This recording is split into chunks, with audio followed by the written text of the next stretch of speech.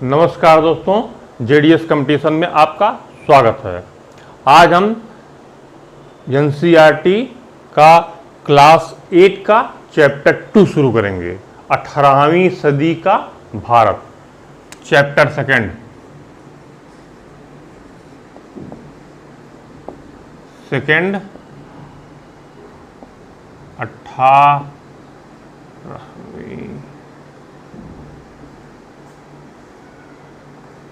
सदी का भारत, सदी का भारत।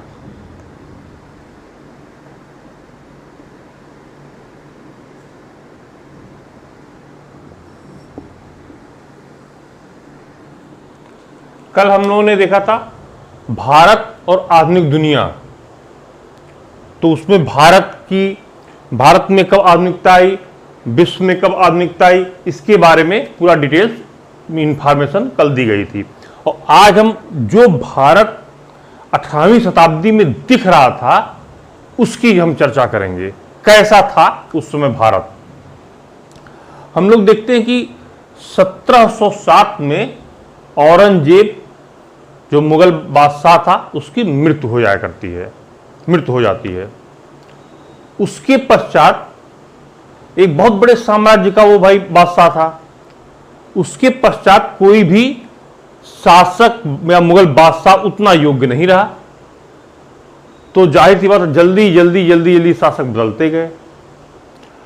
अब पहले तो 1707 की घटना पे हम आते हैं। 1707 में जैसे ही उसकी मृत्यु होती है उनमें उत्तराधिकार का युद्ध शुरू हो जाता है।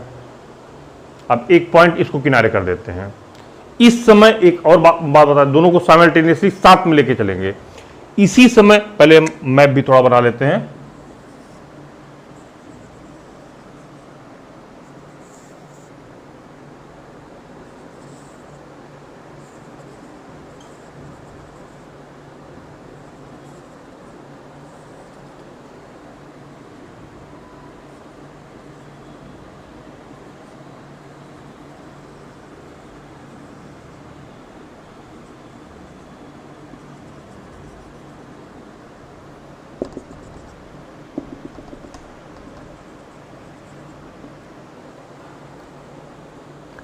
इसी समय दरबार में विभिन्न गुट फार्म कर जाते हैं।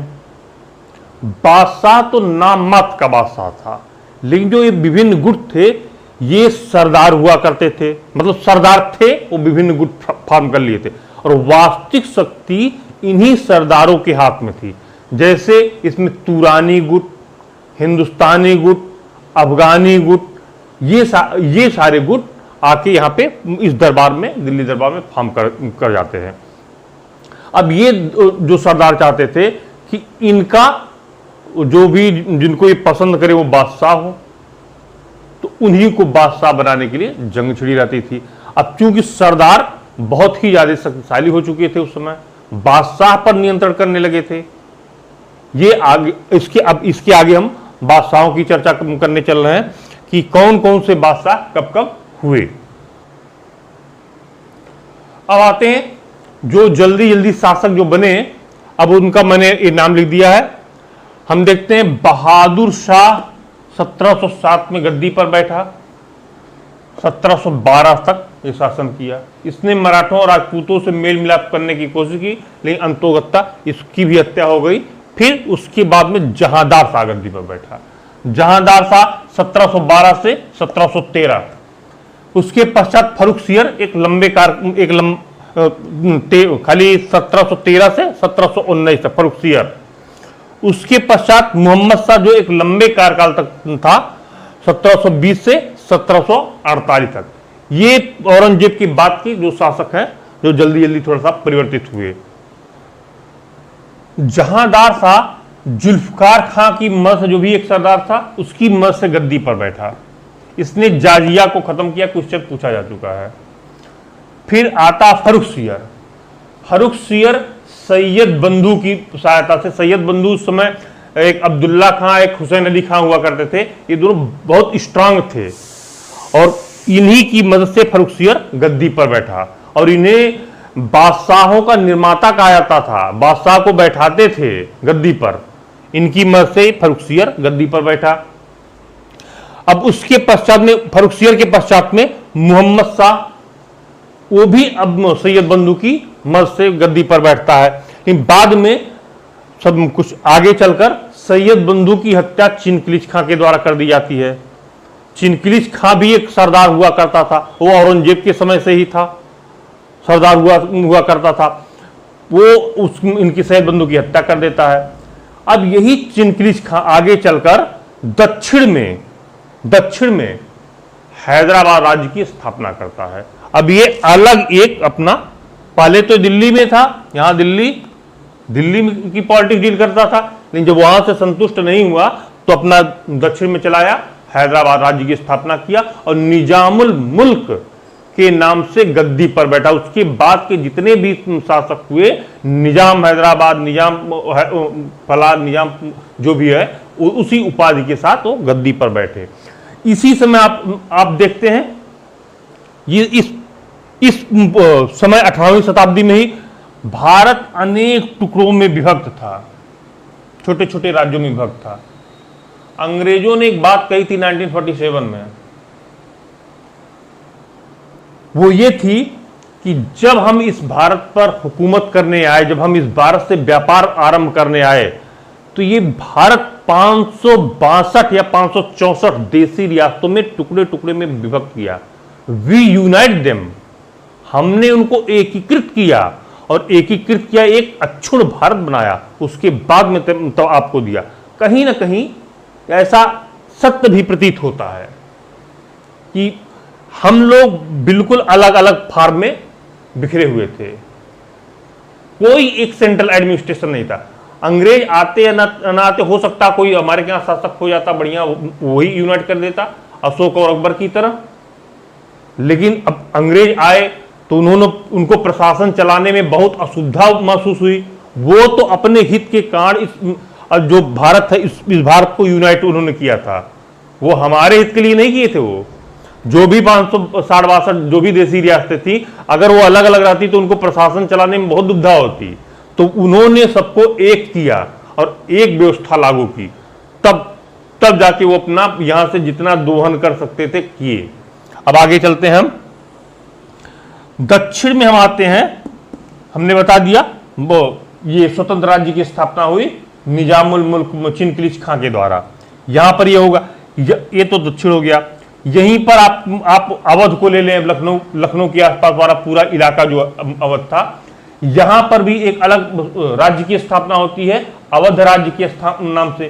सादत खान ने इसकी स्थापना की, सादत खान ने इसकी स्थापना की थी अवध राज्य की।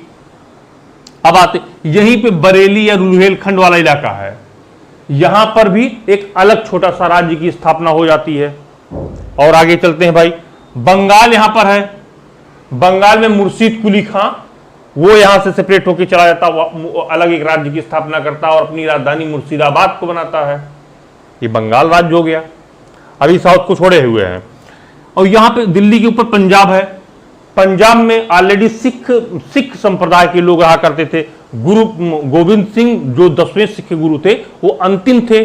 उन्होंने सिखों को लड़ाका बनाया और एक पूरा सिख साम्राज्य की स्थापना की। और उनके मृत्यु के पश्चात बंदा बहादुर ने इस सिख राज्य को आगे बढ़ाया और बहुत सारी विजय की। आगे चलकर बंदा बहादुर की हत्या मुगल सम्राट के द्वारा कर दी जाती है, फिर वो वहीं दब जाते हैं। लेकिन जैसे ही मुगल वंश कमजोर होता, फिर ये रिवाइव करके छोटे छोटे मिसलों में यानी समूहों में एकत्र होकर फिर सिख राज्य की एक स्थापना करने लगते हैं। ये आपका सिख हो गया, सिख वाला हो गया। यहां पर है राजस्थान राजपूत, और यहां पर आप मराठों पर चले आइए, और यहीं पे है मैसूर। अब इसकी हम चर्चा भी कर रहे हैं। राजपूत तो अकबर के समय से ही विश्वसनीय थे, ये हम बता भी चुके हैं। अब राजपूतों को भी एक अलग राज्य चाहिए, तो धीरे धीरे यहां भी एक राजपूत राज्य की स्थापना हो गई। उनके राजा एक राजा आमेर सिंह थे, तो वो उन्होंने जयपुर की स्थापना राजा आमेर सिंह ने ही किया था। और वेधशालाओं का भी निर्माण करवाया था उन्होंने। दिल्ली, मथुरा, वाराणसी, उज्जैन इन सब जगहों पर उन्होंने वेधशालाओं का भी निर्माण कराया। ये वेधशालाएं इससे सब जो खगोल से संबंधित थी, वेधशालाएं खगोलीय विज्ञान से संबंधित थी, और ये भी क्वेश्चन पूछा जा चुका, आईएएस में भी पूछा जा चुका, पीसीएस में भी पूछा जा चुका है। अब हम यहाँ पे पहुंच चुके हैं, हम मैसूर की तरफ जाते हैं। मैसूर की स्थापना भी एक स्वतंत्र राज्य के रूप में हैदर अली ने किया था। उसका पुत्र टीपू सुल्तान उसे और ऊंचाइयों तक लेके गया, लेकिन बाद में आगे चलकर अंग्रेजों से युद्ध हार गया, उसके बाद मैसूर को अधिग्रहित कर लिया गया। अब यहां पर हम आते हैं मराठों की तरफ। मराठे तो मुगल औरंगजेब के समय से ही अपना प्रभाव क्षेत्र विस्तारित कर रहे थे। औरंगजेब के समय में ही शिवाजी ने मराठा साम्राज्य की स्थापना किया था। उसके आगे चलकर फिर शाहू के हाथ में मराठा साम्राज्य की सत्ता आई, लेकिन फिर शाहू के हाथ से वो धीरे धीरे पेशवाओं के हाथ में आई। पेशवाओं में बालाजी विश्वनाथ, उसके बाद बाजीराव प्रथम, उसके बाद में बालाजी बाजीराव, ये सब पेशवा जो हुए वहां पर मराठा साम्राज्य में, इन्होंने मराठा साम्राज्य को बहुत ही विस्तारित किया। इनका कॉन्फिडेंस इतना बढ़ गया यहां पर थे कि दिल्ली पर भी हमला करने की सोचने लगे। दिल्ली वाले भी इनको पैसा देने लगे। दक्षिण वाले पैसा तो देते थे चौथा स्वदेशमुखी के मार्फत। अब इनके कॉन्फिडेंस का परिणाम ओवर कॉन्फिडेंस कहें, इनके ओवर कॉन्फिडेंस का परिणाम खुद इनको भुगतना पड़ा। 1761 पानीपत का तृतीय युद्ध, पानीपत यहां पर कुरुक्षेत्र के पास अहमद शाह अब्दाली का आक्रमण होता है भारत में, और उनकी लड़ाई सीधे मराठों से होती है। मराठे चूंकि सोचते थे कि हम हार नहीं सकते, हमारे अब पूरे भारत में हमसे शक्तिशाली कोई नहीं है। ठीक था, कोई शक्तिशाली आपसे नहीं था, मान रहे हैं, लेकिन क्या विदेशी भी आपसे शक्तिशाली नहीं थे? या अगर शक्तिशाली नहीं थे विदेशी, तो क्या उनके पास कुशल रणनीति नहीं थी? इनके पास कुशल रणनीति थी विदेशियों के पास। जो अहमद शाह अब्दाली ने जो आक्रमण किया था, उसके पास मराठों से भी बेहतर रणनीति थी, और उसी रणनीति आप मजबूत थे निसंदेह, कोई दिक्कत की बात नहीं है इसमें, लेकिन कुशल रणनीति और ओवर कॉन्फिडेंस का नतीजा था कि आप ये युद्ध हार गए। 1761 पानीपत का तृतीय युद्ध, और यहीं से मराठों का एकदम नष्ट भ्रष्ट हो गए। यही मराठों के पतन का कारण बना। अब ये पूरा 18वीं शताब्दी का भारत था। इसी समय इंग्लैंड के लोग व्यापारी के रूप में भारत में आते हैं, भारत में व्यापार करते हैं, धीरे धीरे छोटे छोटे जगहों को कैप्चर कर रहे हैं, कैप्चर कर अपनी कोठियां बना रहे हैं, और यहाँ पे जो भी जहां पे कैप्चर करें, जो वहां पर लोकल गवर्नमेंट होती थी उससे समझौता कर लिया करते थे। बस ये पूरा का पूरा भारत 18वीं शताब्दी का है।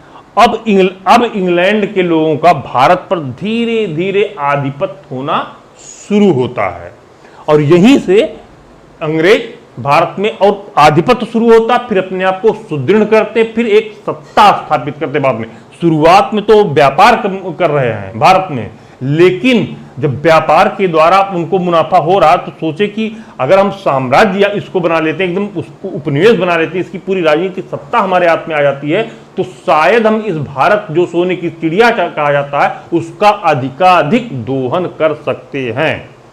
ये आपका पूरा का पूरा 18वीं सदी का भारत हुआ। आज जो पूरा लेक्चर हमने लिया, अगर आपको कोई भी इसमें परेशानी हो, फैक्चुअल इंफॉर्मेशन आप और भी कलेक्ट कर सकते हैं। एनसीईआरटी में जो कुछ दिया है, कुछ और कलेक्ट कर सकते हैं, आप देख लीजिएगा। कॉन्सेप्चुअल बेसिस में जो भी था वो पूरा मैंने यहाँ पे समझा दिया। अब आज की क्लास यहीं ओवर होती है, कल फिर नेक्स्ट चैप्टर से आगे बढ़ेंगे। धन्यवाद, नमस्कार।